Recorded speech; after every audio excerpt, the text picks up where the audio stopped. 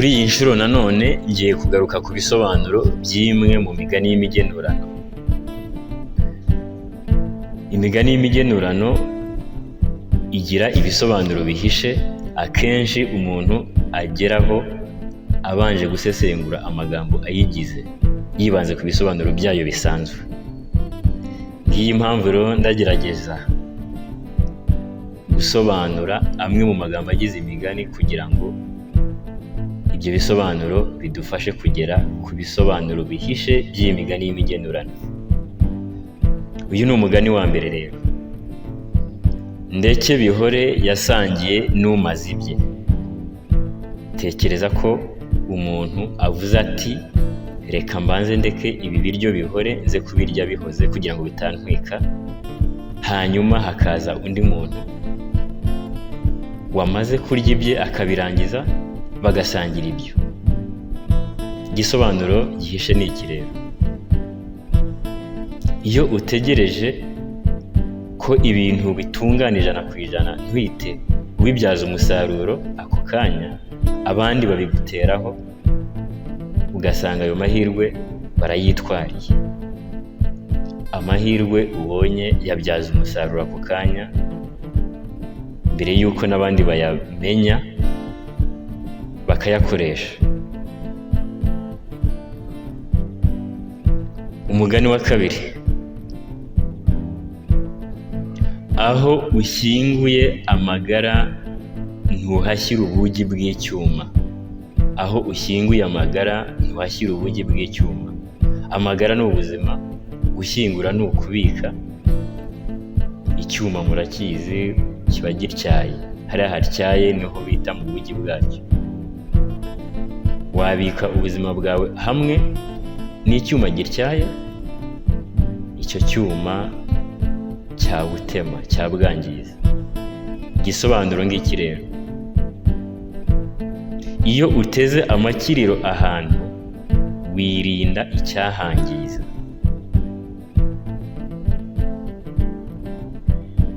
Umugani wa gatatu: aho uniga uhasanga umuhogo. Aho uniga uhasanga umuhogo. Ibaze ufashe nk'akaguru kawe ukagakanda bisanzwe uzi ko kugakanda ntacyo byangiza, ukaza gusanga kahindutse umuhogo. Kandi iyo unize umuhogo uhera umwuka. Bishatse kuvuga iki rero? Iyo wangije ikintu uzi ko ntacyo biri butware, usanga aricyo cyari kigufitiye akamaro, ugasanga ugize igihombo gikabije. Wangiza ikintu ugasanga icyo wangije nicyo cyari kigufitiye akamaro. Iki gisobanuro cy'uyu mugani.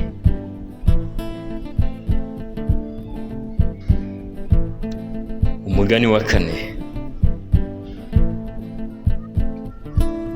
aho umukecuru atoye uruhindu ahita uruganda. Aho umukecuru atoye uruhindu ahita uruganda. Uruhindu ni igikoresho gakondo kimeze nk'agacumu gato bifashishaga baboha ibyibo. Ibaze umukecuru atoraguye urwo ruhindu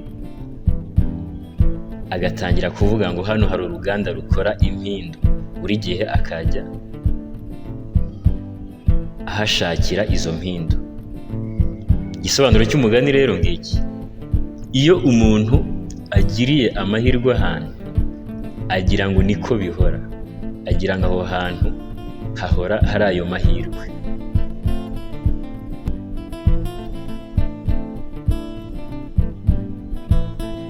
Umugani wa gatanu: aho kwerekana inkongoro wakwerekana uwo yareze. Aho kwerekana inkongoro wakwerekana uwo yareze. Ngira ngo inkongoro mwese murayizi. Aho kugira ngo uyerekane wakwerekana umuntu iyo nkongoro yareze. Wakwerekana umuntu wifashishije iyo nkongoro akanywa amata agakura, akaba umuntu mukuru.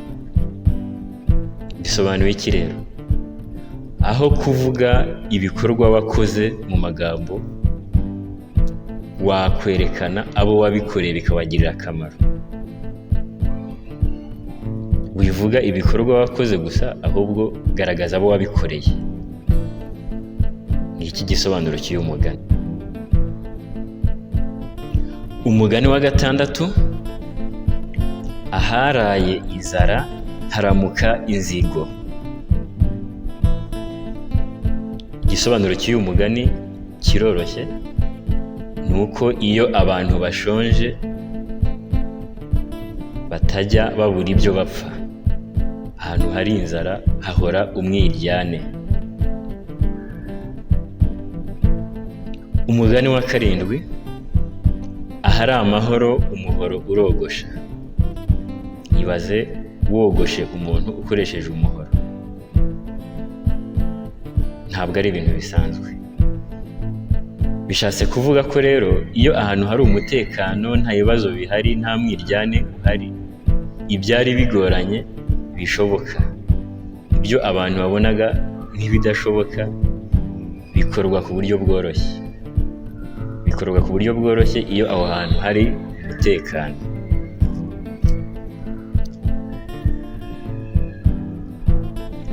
Umugani wa 8: aho ibyago byaje ibihaha bica umuhoro. Aho ibyago byaje ibihaha bica umuhoro. Ibihaha ni inyama zo mu nda zoroha cyane. Ababonye aho babaza amatungo barazibonye. Ibaze rero uramutse ukoresheje umuhoro ukeba ibihaha, umuhoro ugacika uciwe n'ibyo bihaha.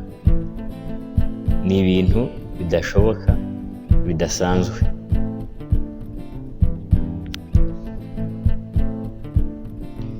Igisobanuro cy'uyu mugani rero ni uko iyo ingorane zaje zigera n'aho zitari zitezwe. Ibibazo n'amakuba iyo byaje na hahandi utatekerezaga ko byagera, birahagera.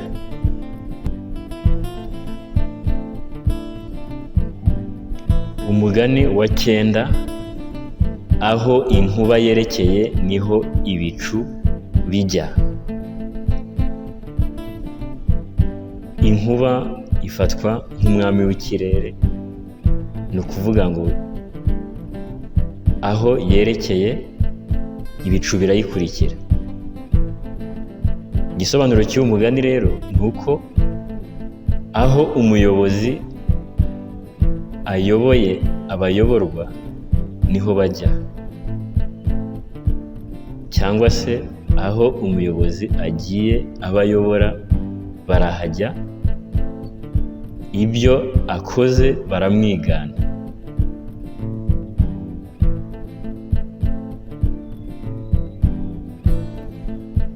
Umugani wa 10 ari nawo tugiye gusorezaho: aho guhana umupfu wayobya umuvu. Aho guhana umupfu wayobya umuvu. Birumvikana ko umupfu ari umuntu wapfuye, ntabwo wamuhana ngo akumve, ntabwo wamugira inama. Kuyobya umuvu nabyo ibaze imvura yaguye, amazi yayo atemba hasi, ayo twita umuvu, ukajya kuyahindurira inzira, ntabwo wabivamo. Mu yandi magambo rero, aho kugira inama cyangwa guhana umuntu w'umupfapfa utajya ugirwa inama na rimwe, wamwihorera ntumuteho igihe. Umupfapfa cyangwa se umuntu utumva ntagirwa inama.